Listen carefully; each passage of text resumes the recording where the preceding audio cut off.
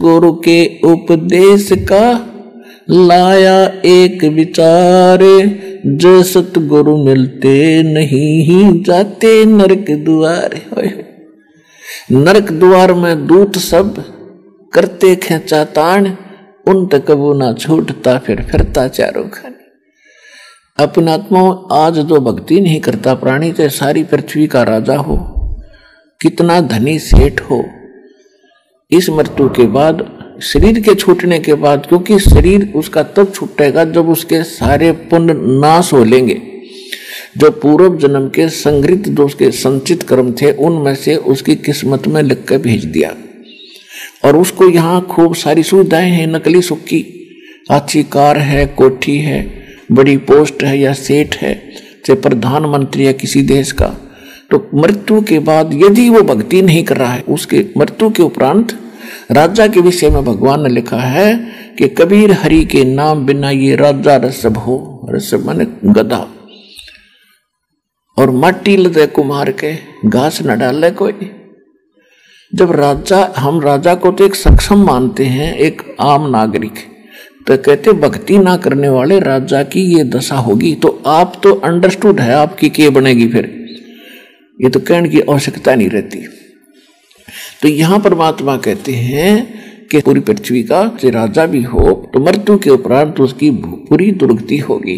यम के दूत पकड़ के ले जाते हैं, जैसे घसीट के ले जाया करते, क्योंकि हमारी तो आदत है, हम किसी का किराए पर रहने लग जावा और वो कह दे भाई खाली कर दे, तो दिल ना करे खाली करने, हम तो इसे नकटे हो रहे हैं। ऐसे इस प्रकार की वृत्ति के हो गए।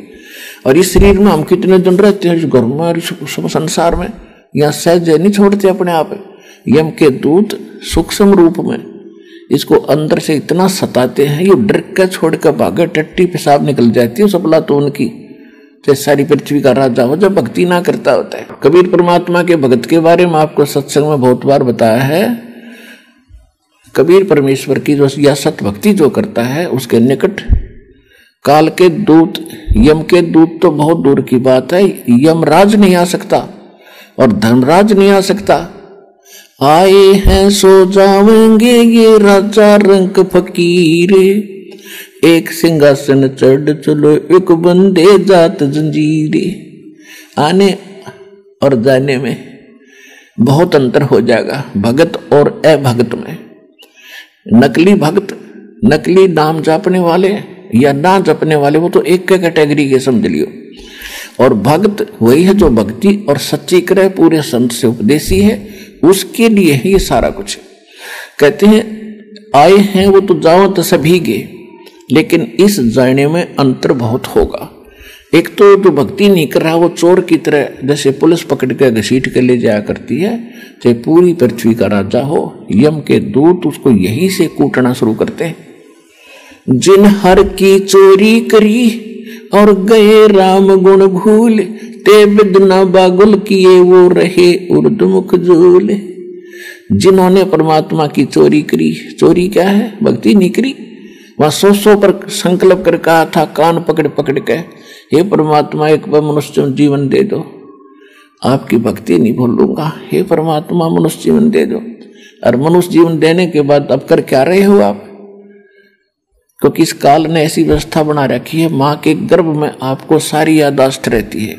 बाहर आते अपने तीनों पुत्रों को एक एक गुण युक्त बना दिया, या त्रिगुणमयी माया आपको इतना अचेत कर देती है, भूत भविष्य सब भूल जाते हो।